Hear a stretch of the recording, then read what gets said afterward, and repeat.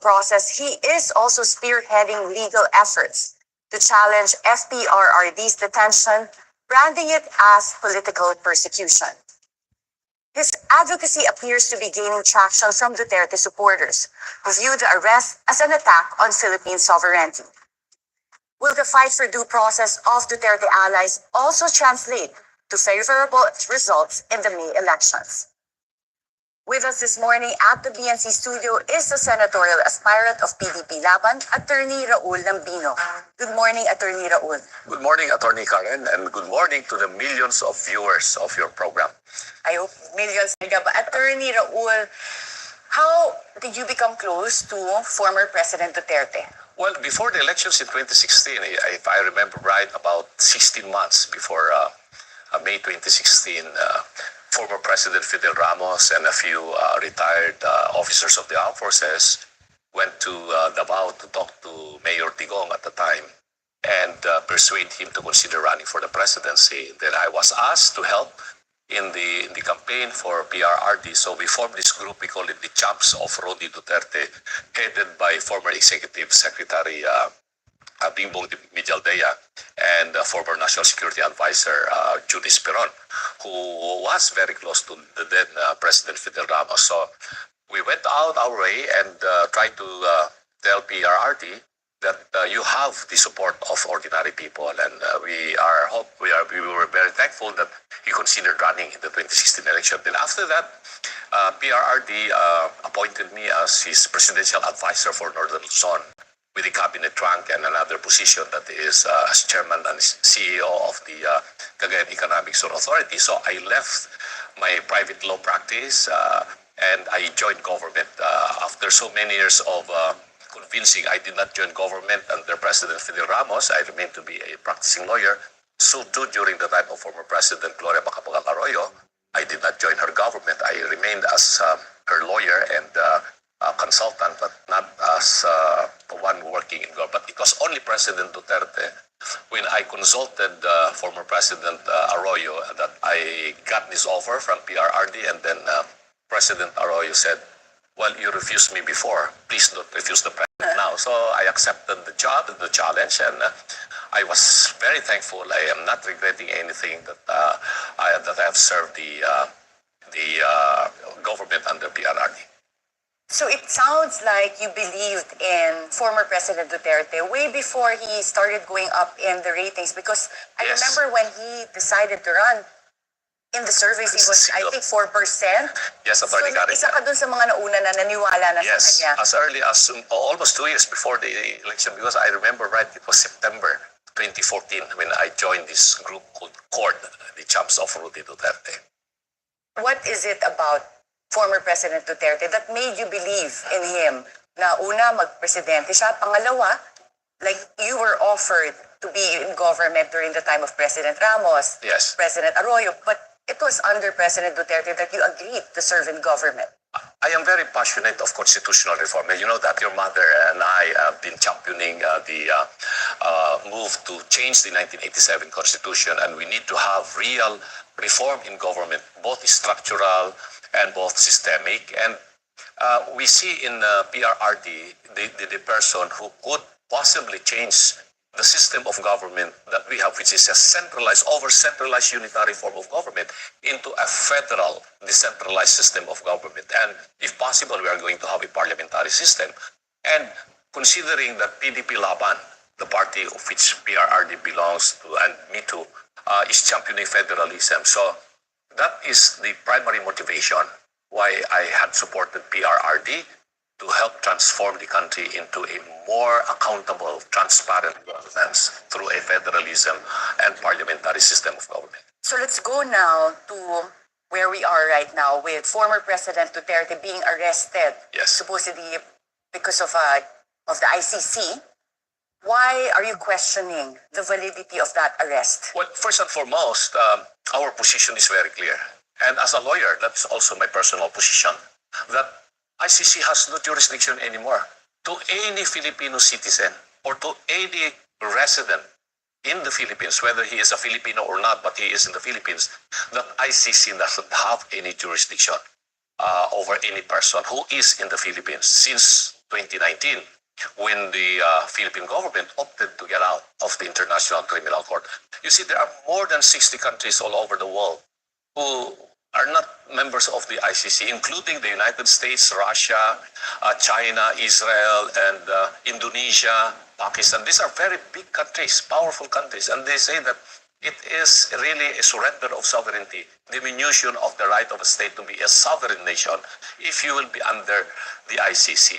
And given that we have already get out of the ICC, whatever investigations that were conducted prior to the 2019 year that we get out of the ICC should be considered no longer valid.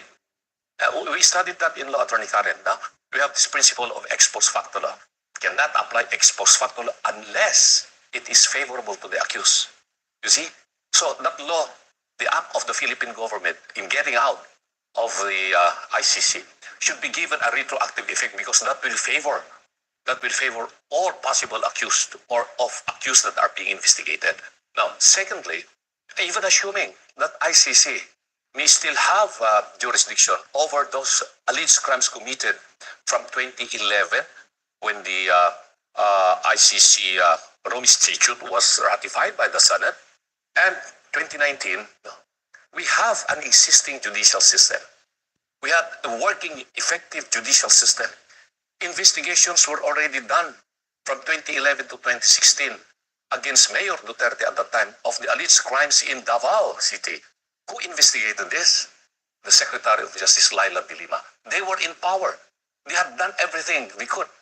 So are you saying that those investigations did not lead to any cases being Yes. filed? Did not lead to any cases filed, and very clearly under the principle of complementarity pursuant to the Rome Statute itself, and that is provided for under Article 17 of the Rome Statute, that if the state has investigated or prosecuted, then cases in the ICC pertaining to those matter would be inadmissible. Well, what can you say That's about the statement of the DOJ, Department of Justice spokesperson said yesterday, Nico Clavano? He said that the fact that the Philippines cooperated with the ICC and Interpol's request shows that we have a working judicial system. From a lawyer's perspective, do you think that it's kind of contradictory with this principle of complementarity that is one of the basis of ICC's jurisdiction? I'm really shocked that a statement like that came from a high-ranking official of the Department of Justice. First, he contradicted the statement of President BBM that the Philippine government will not cooperate, will not do anything about the ICC investigation, etc., that we only have to act on the request of the Interpol. Now, the Undersecretary of Justice said, no, they cooperated. No. Second, is the Department of Justice the competent judicial authority mentioned in Article 59 of the Rome Statute? No. The Department of Justice is not a court. Hindi po ito korte, hindi po ito judicial authority. The only judicial authority here would be the entities under the Supreme Court, from the Supreme Court down to the Municipal Trial Court. That is the meaning of judicial competent authority in the Philippines, because the Department of Justice is the prosecutorial arm under the Executive Department. It's not under the Judicial Department, and therefore it could not properly act under Article 59 of the Rome Statute of the International Criminal Court. So it was wrong. And the statement of the good Undersecretary, if he said that, then they are part of what I call the large-scale government conspiracy to kidnap Rudy Duterte. Because purely this is kidnapping if you are going to take a look at circumstances that led to the banishment of PRRD to the Netherlands, from the arrest, detention, and the forcible taking out of Duterte. That is pure and simple kidnapping. Was he really deprived of his right to counsel? Because when he was detained in Villamor Air Base, from what we understand or Yes. know, General Torre was saying he has counsel there. So, meron po ba siyang counsel talaga at that time? Well, pinaka-importante, na-deprive siya ng kanyang the most important cardinal right of every person in the Philippines. The right to due process, guaranteed under Section 1 of Article 3 of our Constitution, which states that no person shall be deprived of life, liberty, and property without due process of law, nor shall anyone be denied of the equal protection of the laws. Concurrent with that, for persons who are accused or charged of any crime, they have the right to counsel, and not just any lawyer, not Attorney Karen or Attorney Lambino can be acting as counsel of the accused. She has the right to choose the counsel whom he believed would be competent enough to defend his rights pursuant to whatever laws that he is charged against. Ito pinag-usapan natin, Rome Institute of the International Criminal Court. I can say now that I am not expert in pursuant to all this. Yeah, very few people have any expertise. That's why very few Filipino lawyers are listed as counsel that can appear in the ICC. And so, for knowing the former president, he himself as a lawyer, no, he could have said, no, I do not need a lawyer, I'm a lawyer myself. A.S. Mijaldea is a very, very brilliant lawyer. Attorney Del Rahur, they are also very brilliant lawyer. But they are not the lawyers that PRRD would like to talk to. They're not as well versed in the Rome Statute. Maybe they're well versed. Palagay nyo ang mga pwedeng humarap or merong competence to harap to go to the ICC? PRRD said that I am waiting for my daughter, meaning Vice President Sara, who is a lawyer, to act as his counsel. Hindi pinapasok. Hindi pinapasok si Atty. Panelo, who I understand that he just arrived also from Hong Kong in the afternoon, and he would like to see the president. And Atty. Panelo would be very competent because he was the presidential legal counsel during the time of PRRD. Hindi rin siya pinapasok. Hindi rin pinapasok si Attorney Silvestre Bello, former Undersecretary, former Secretary of Justice, former Solicitor General, close to the president. They were buddies since they were in the college. Hindi rin pinapasok. No? These are the possible three people of the choice of the president to represent him in these particular instances. So he was deprived of the right to counsel. Hindi yung the right to counsel is any lawyer. Right to a competent counsel. Itinuturo natin ito sa constitutional law, Attorney Karen, and I've been teaching this for 20 years. No? And in series of decisions of the Supreme Court, the right to counsel is the right to a competent counsel. So given the violations of due process that you allege, what do you think can be the remedies for former President Duterte? You filed a TRO in the Supreme Court. Yes. This was denied. We filed a petition for certiorari and prohibition immediately upon knowing that he was already arrested and detained and at the Villamor Air Base, and with a prayer for issuance of a temporary restraining order and a preliminary injunction. Attorney Torion, who was tasked to file this petition, was able to do so around 3 minutes before 4:30, if I'm not mistaken, of the time. You know, the Supreme Court, and 4:30 they are going to close. They're not going to accept any pleading already. But he was able to file it on time, I think 4:27 or 4:25, things like that. No, and then the justices were no longer there. And again, we filed an urgent motion to hear our TRO prayer. No, and we are thankful to the Supreme Court that they had a special raffle. They were able to assign that to a particular justice, and we are thankful that we heard late in the evening, around 9 o'clock, Attorney Torion called me up, asked me that, sabihin sa akin, Pajero, punta tayo sa Supreme Court kasi makakuha tayo ng TRO. So yung ba basis, because there was a social media post that came out where you were announcing that you were able to obtain a TRO. I have to believe Attorney Torion because he is the one who filed. He is the lead lawyer in this particular petition. So I was so happy. Who would not be happy? We were already stressed the whole morning, afternoon, and we were in Villamor waiting for whatever development. And then Attorney Torion did it. Well, retired General Pasi was with me there, and Philip Salvador was also with me there in the Resource World area. And then Attorney Torion asked us that let's go to the Supreme Court because we can get the TRO. So we were so happy. I was very, very happy. Of course. Because there are others who are commenting that you should face sanctions for spreading fake news. So what is your comment on that? It was not a fake news. It was a statement from the lead counsel that we could get the TRO now. So takbo kami sa Supreme Court. We drove to the Supreme Court. Attorney Torian and I and Philip Salvador, magkakaiba kami ng sasakyan. Nagkawalaan pa nga kami. Nakita-kita na lang kami sa Supreme Court. We arrived there something like about 9 o'clock. And then you found out na walang tier. So we waited. Attorney Torion was ahead of us by a few minutes. So dinatnan ko na si Attorney Torion doon, nakaupo doon. Sabi niya, oh, ano nangyari? Sabi niya, wala pang lumalabas eh. Wala pang ano. Sabi ko, pero nag-meeting pa talaga. Yung Supreme Court, hindi namin alam kung nag-meeting. So we are hoping that they are discussing our motion for the issuance of a TRO. So we waited for maybe an hour in the Supreme Court. No, sabi ko sa kanya, ano, kanyar siguro wala. Let's go back to Villamor and let's tell the people there. But let's go back to the legalities. Based on what laws we have right now, including our laws on Yes. violations of humanitarian rights, what would have been the process that should have been followed in enforcing an Interpol request Yes. and a warrant of arrest from the ICC?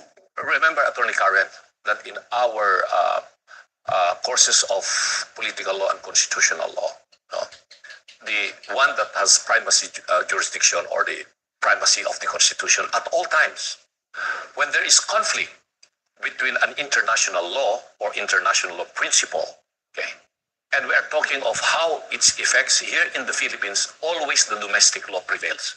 The Constitution or any law will be more primary than an international law like the Rome Statute. So kailangan sundin yung proseso na yung kilatisan yung order of arrest, Yes, or the kailangan. accused would have the opportunity to appear Yes, that's right. and question that order of Yes, arrest before a competent court. despite the fact that we follow the doctrine of incorporation pursuant to the provision again of our Constitution under Article 2, Section 3, kung hindi ako nagkakamali, that the Philippines adopt the generally accepted principles of international law as part of the law of the land. So be it, yes, correct. But when that international law principle or the international law itself, like the Rome Statute, contravenes the provision of the Constitution of the Philippines will prevail. And clearly, yung Rome Statute itself, no, is not contrary to the provision of the Constitution. Kasi sinasabi doon sa Article 59, no, sinasabi dito, no, a state party who has received a request, no, for a provisional arrest. Tingnan mo, nakalagay doon, ha? Provisional arrest ang nakalagay sa Article 59, no, should go immediately to the competent authority, judicial authority, to make sure that the rights of the accused who is going to be arrested will be properly observed. No? And that includes what? It is issued by the ICC, meaning to say it's authentic, and the person named in that warrant of arrest is the person to be arrested, and including his right for provisional liberty. Pwede siyang makalaya. So Attorney Sal said hindi rin nagkaroon ng pagkakataon na maligo man lang si former president or magpalit ng damit o magdala ng pampalit ng damit. So would you know the haste in which he was taken into custody and then flown out, do you know who paid for the chartered plane that was used? Well, in yesterday's conference that I had in another station, I was one of the guests, and then followed by the ILG Secretary John Vic Rimulya. The same question was asked. Sino ang nagbayad doon sa pag-charter ng eroplano? Inamin niya, Office of the President. I think that is recorded. And for how much, we do not know. Some are speculating that it could be more than 5 million or 7 million. No, sino may-ari ng charter plane? May mga chismis, may mga rumor na sinasabi nila may-ari ng isang congressman. Pero yung congressman yata, dininay na niya na sa kanya yung aeroplano na ginamit. Eh kung sino man yun, pero ito ang maliwanag. No? Bakit? Nagbabadali talaga sila. Because based on the ICC, yes, I think from what we know, if ICC were to enforce Yes. order of arrest, meron daw commercial flights, Yes. meron daw isasakay. Meron namang commercial flights from Manila going to Europe via wherever, Dubai, Singapore, Tokyo, China. Pwede ka naman makarating sa Europe via commercial flight. Pero bakit? As early as 2:00 pa lang ng hapon, ay talagang pinagpipilitan na nilang isakay sa aeroplano si PRRD. One thing is certain, gusto lang nila talagang matanggal na si PRRD dito sa political equation. Dahil sa kampanyang ito, wherever we go, all over the Philippines, Visayas, Mindanao, and even Luzon, Pag dumating ang isang digong, tatay digong, sa rally or sa meeting na yon, dinadagsa ng mga tao. Hindi namin kailangan maghakot. Basta alam nilang darating ang digong. And we have seen that in the few rallies that we went together, including in Hong Kong. Kaya, yun ang kanilang kinatatakutan siguro dahil gusto nila walang manalo sa amin sa PDP laban. That's the reason, one of the primary reason, that's why they have to remove Tatay Digong immediately. There are reports that 10 others, including Senators Bato de la Rosa and Senator Alan Peter Cayetano, are also being charged or have been charged by the ICC. Are you aware of these cases? I heard also that there are pending complaints that were filed in the ICC that would be resolved. But ito klarong-klaro sa ating saligang batas. Kahit na dito na lang sa Rome Statute na pinag-uusapan natin, under the principle of complementarity, if the state itself, like Philippines, no, cannot investigate or cannot prosecute these cases under its existing legal system, then the ICC is the court of last resort. Nakalagay Last resort, yeah. the court of last resort. Pero hindi. Meron tayong umaandar na wheel of justice dito. Malakas ang ating prosecutorial service. Ito na nga, sinasabi na nga ng undersecretary na, malakas yung ating kwan eh. He is even acting that he is the competent on judicial authority. But Attorney Raul, I'll ask you as a lawyer, don't you see that also as a predicament? Meaning, the judicial system, if it were functioning, then it would be the government's responsibility to prosecute these cases, which would be the DOJ. Yes. So, the Quadcom hearings we've had, from other reports after the Quadcom hearings concluded, there were statements that they would recommend the filing of certain cases based on the Quadcom hearings, and former President Duterte also appeared at those hearings. So, correct. Parang yung bola is in the court of the Philippine government to file those cases. So, to the extent that they can say that kailangan ICC na mag-take jurisdiction, it's the same principle of complementarity that if they say that there are no cases filed here, there's no, or ICC says na walang functioning judicial system because there is no genuine prosecution, then doesn't that point to also this government as not doing anything to prosecute? Parang what I'm saying is, yung ability to withhold the prosecution is what also would give ICC jurisdiction. That's to simplify that statement. First and foremost, you cannot surrender your sovereignty. So that is already admission. Sinurrender na natin ang Pilipinas at ang karapatan ng taong bayan sa mga banyaga. Iapulis na natin itong bansang ito kung ganun din lamang. At maging ano na lang tayo. Maging ano na lang, peaceful state na lang tayo. Here's my question. So there are some commentaries, even in international news, I've been watching them, and articles as well, where there have been observations by even outsiders that this the ICC arrest, came at a time where there's a political feud between two powerful families. So if there is any indication that the ICC's process and proceedings are being used as a political tool, yes, or as you call it, a political persecution, it is. Would that be taken into account by the ICC in terms of their proceedings or in finding merit in the case? Well, I hope so. That the ICC would not be very biased, would not be politicized. It will not become a party to a political persecution and political oppression committed by this government against former President Duterte. Because if it's going to be politicized, then it will lose its credibility at all. That's the reason why many countries in the world, including the most powerful ones, don't believe in the ICC. Hindi nga pinapaliwalaan ito ng Amerika eh. The America na kaalyado natin, that we are very close, that we believe in what the Americans do, bakit natin papayagan ang Pilipinas na maging sunod-sunuran sa banyaga? Pinaglaban natin itong tinatawag natin kasarinlan, kalayaan natin. Dahil lamang sa politika ngayon, ang isang dating presidenting naglingkod ng tama ay isusurrender natin ang ating soberenya sa mga banyaga. If this is the situation here in the Philippines, we do not have the right anymore to exist as a sovereign state. We better apply as a state of the United States or maybe a part of another state in Europe if we believe of the European way of life.